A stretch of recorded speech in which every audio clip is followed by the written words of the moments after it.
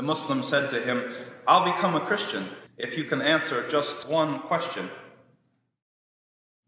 A friend of mine from Philadelphia was a Carmelite monk. He studied in Rome. He could read the Bible in Greek and Latin. He knew bishops and cardinals. A short time before he was ordained, he was doing some mission work trying to spread his faith when he encountered a Muslim, and they had an exchange. The Muslim said to him, "I'll become a Christian if you can answer just one question." "What's that?" he asked. "Show me just one place in the Bible where Jesus tells us to worship him." Immediately, the monk started listing the verses he had memorized by heart that the Christians have used in support for the Trinity for centuries. No, wait a second, the Muslim guy said. "I don't want something implied from the text. I don't want the words of the narrator. I want a direct quote from Jesus himself, telling me to worship him."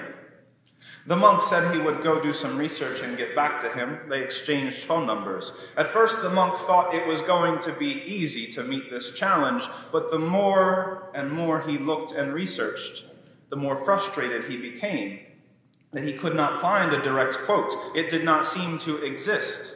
And the more and more he thought about it, the more and more it bothered him. How could the most central and defining part of the Christian faith be based on such flimsy evidence? You would think that there would be direct quotes, that there would be explicit evidence for the Trinity on every page. But there wasn't. The divinity of Jesus, the idea of the Trinity, they were all based on interpretation and innuendo. After some time talking back and forth with his new Muslim friend, that monk accepted Islam. But that's not the point of this story.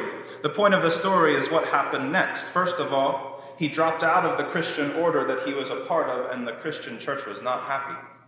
They actually called him from Rome, trying to persuade him to stay in the order.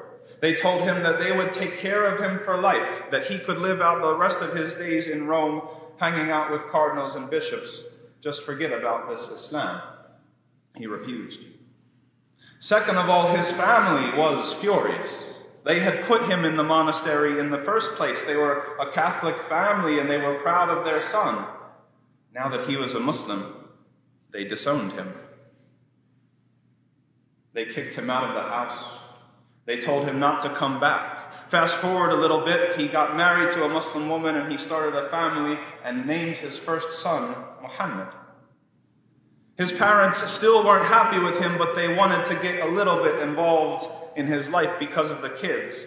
Still, his mother refused to call her grandchild by his first name, Muhammad.